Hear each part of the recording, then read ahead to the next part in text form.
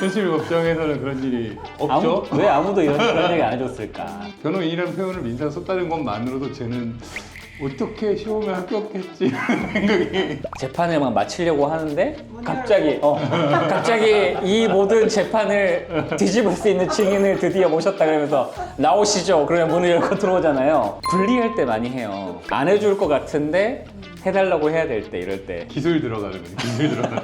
존경하는 재판장님으로 시작하는 순간부터는 아쉬운 소리가 나온다. 그렇죠. 안녕하세요. 법무법인 성지파트너스의 장예준 변호사입니다. 요즘 드라마 서초동 정말 인기가 많은데요. 재판이 실제로 저렇게 진행이 되나 궁금하셨던 적 없으신가요? 사실 드라마 속 재판 장면과 현실 법정은 꽤 많이 다릅니다. 오늘은 그 차이점에 대해서 변호사 시선에서 한번 풀어보고 두 분 변호사님의 현실 첫 재판 썰까지 들려드리겠습니다. 네, 안녕하세요. 김택 변호사입니다. 네, 안녕하세요. 강청기 변호사입니다. 네, 변호사님들 혹시 이거 드라마 보셨나요? 네, 재밌게. 저도 재밌게 봤었습니다. 실제랑은 많이 다르다 이렇게 느끼셨던 장면 있으실까요? 아무래도 그 신입 변호사가 벌떡 일어나서 첫 재판 때만 이렇게 흥분해서 말하는 그게 제일 좀 재미있고 멋있었던 장면 같아요. 현실 법정에서는 그런 일이 없죠? 왜 아무도 그런 얘기 안 해줬을까? 그 장면 한번 보고서 어떤지 얘기 나눠보려고 준비를 해봤습니다. 자, 준비자만에 진술되어 있습니다. 존경하는 재판장님, 존경하는. 마이크에 대해 말씀해 주세요.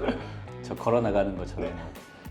본 변호인은 피고 소송 대리인이시죠. 저건 혼나야 돼, 사실. 저 혼나야 돼. 증인을 신청합니다. 내용 돌아가서 증인 신청서 제출해 주세요. 재밌는데요.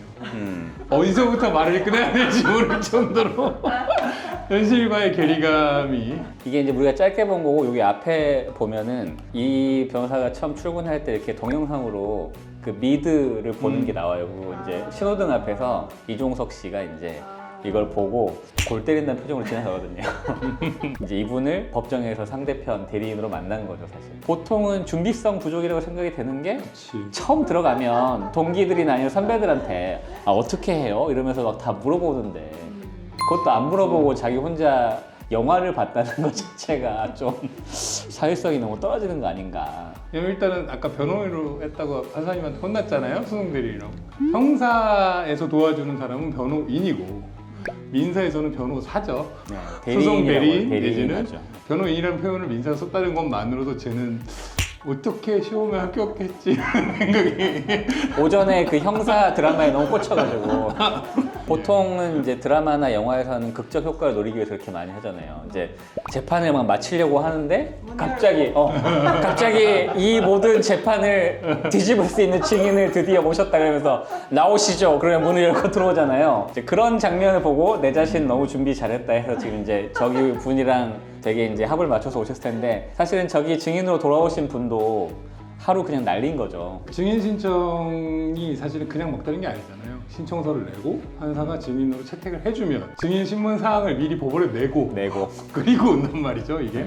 시골에서는 가끔 그런 경우가 있긴 하죠. 급하면. 네, 시군법원 단위의 재판을 하는데 본인이 그냥 궁금해서 나온 거예요. 이제 그 친구랑 같이 재판 마치려고 하는데 하도 억울하다고 하니까 이제 이렇게 친구가 나왔다고 하니까 그냥 판사님이 나오라고 해가지고 그냥 판사님이 거기 증인석에 앉으라고 하고 몇 가지 물어보셨어요. 그런 경우는 있기는 합니다. 근데 이렇게 도시의 큰 재판에서 이런 일은 있을 수가 없죠. 그렇죠.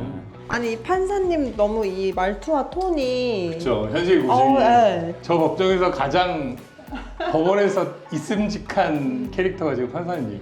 오히려 이종석 저런 스타일이 별로 없잖아요, 사실. 없죠. 현실에 없죠. 생긴 아니 거 얼굴 말하는 게 말고 아니고요. 우리 장례 변호사님은 계속해서 얼굴과 외모 중심으로. 저기요. 근데 그거는 해요. 근데 그거는 합니다. 저도 합니다. 근데 민사에서는 잘 안 해요. 민사에서 잘 안 해요. 그러니까 아까 그게 형사를 보고 와서 그래, 형사. 분리할 때 많이 해요. 읍소할 때. 안 해줄 것 같은데 해달라고 해야 될 때, 이럴 때. 기술 들어가는 거예요. 기술 들어가는. 존경하는 재판장님으로 시작하는 순간부터는 아쉬운 소리가 나온다. 그렇죠.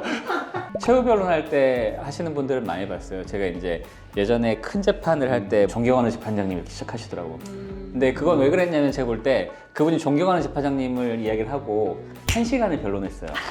존경해야지 그럼. 그러니까 길게 할 거라 미안하니까 미리 밑밥을 깐 거예요. 존경하는 재판장님 1시간 하는 거 자기도 변론하지. 미안하니까 처음부터 이제 고맙다. 근데 저도 지금도 존경하는 재판장님이란 말을 써요. 그 배우잖아요, 사실은. 존경하는 재판장님이란 말을 연수원 때 배우거든요. 그걸 하는 게 그 판사라는 개인을 존경하는 게 아니라 법정에 대한 존경이다. 권위에 대한 존경이죠. 존경이고 결과에 대해 승복하겠다라는 어떤 표시이기 때문에 존경하는 재판장님이라고 함으로써 내가 이 재판부의 재판 진행과 그 결과에 순복하겠다 어떤 그런 마인드를 보여주는 거라서 방청석에 앉은 어떤 방청객이 존경하는 하면서 되게 의문을 표하잖아요. 저는 그게 오히려 조금 되게 씁쓸했어요. 너무 법원의 어떤 그 판결에 대한 권위와 이런 거에 대해서 불신을 하는 게 아닌가. 오히려. 굉장히 많은 의미를 부여해서 보셨네요. 아니, 진짜로 좀 씁쓸했어요. 법정 들어갈 때 인사하고 그쵸. 나갈 때 인사하고 네. 그렇게 하잖아요. 같은 의미에서. 그쵸. 근데 요새는 근데 별로 많이 안 하시긴 그것도 참 하더라고요. 놀라요.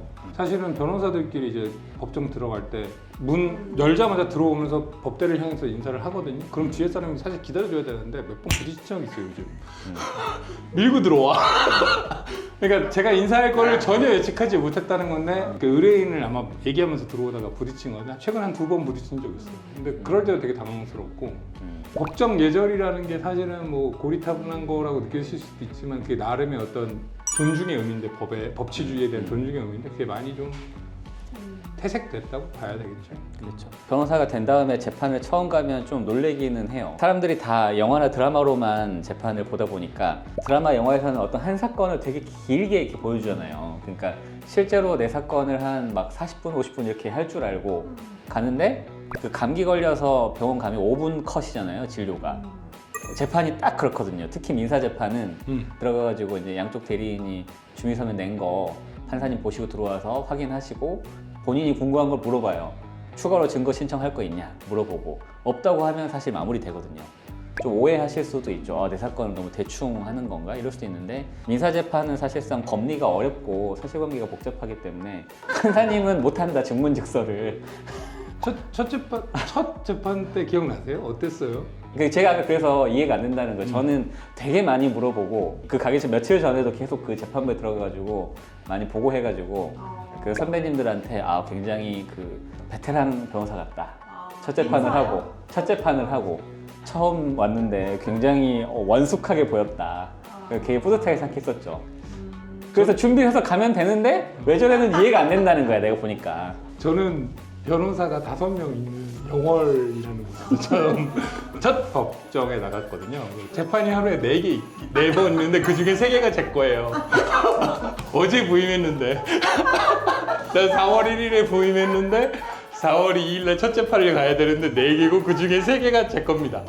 그럼 보고 배우고 싶어도 배울 수가 없잖아요. 그 당시에 이제 저는 법무관이다 보니까 뭐 돈을 받고 이렇게 변호를 하는 게 아니라서 사실 거기 있는 이제 판사님, 검사님들이 저를 되게 귀여운 동생으로 많이 가르쳐 주셨어요. 또 정말 어처구니가 없는 게 또 민사는 본인이 잘 안 나오잖아요.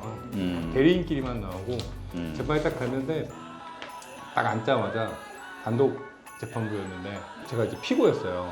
피고석에 서 있었더니 언제 앉으실 거예요? 그러는 거예요. 원래 그 저희 교육받을 때 판사님 앉으라고 해야 앉으라고 해야 앉는 거라고 맞아요. 저는 배우고 갔는데 저한테 왜 안 앉으세요? 이러는 거예요. 그래가지고 네. 그리고 이제 황급히 앉아서 첫 재판을 했어요. 그리고 두 번째 다른 분이 재판을 하시고 세 번째 재판 됐을 때 원고석에 그냥 앉았더니 왜 그냥 아니 앉는 자기 거야? 이름도 얘기하라고 앉으면 어떡하냐고 그 갖고 논 거죠. 그러니까 시켜서 저를 신고식이네요. 신고식을 하신 거죠. 신고식이네요, 사실. 그래서 이제 첫 재판에 대한 저는 굉장히 트라우마가 이렇게 유난히 그 법무관들한테 되게 좀 이렇게 짓궂게 많이 하시잖아요. 막.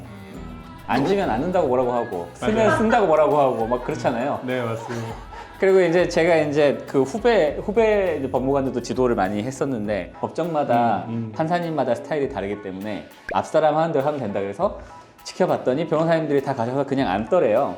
그래서 자기도 앉은 거예요. 그랬더니 판사님이 굳이 걔한테만 법무관 이렇게 어디서 배웠냐고 내가 앉으라고 하면 앉아야지 왜 앉아있냐고 그렇게 해가지고 갑자기 딱 일어나가지고 그게 되게 상처가 돼요. 근데 나중에 그러니까 그걸 저한테 장난치셨던 그 판사님